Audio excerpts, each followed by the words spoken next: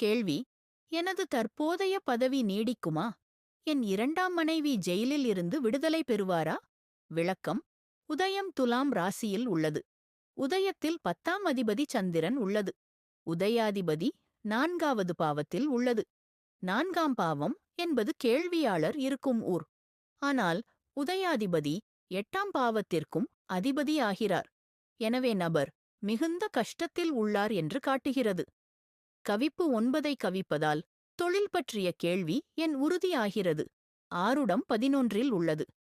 11ஆம் அதிபதி சூரியன் 10இல் இருப்பதால் கேள்வி கேட்ட நபர் தற்போது உள்ள வேலையில் விருப்பம் போல நீடிப்பார் என்று உறுதி செய்கிறது.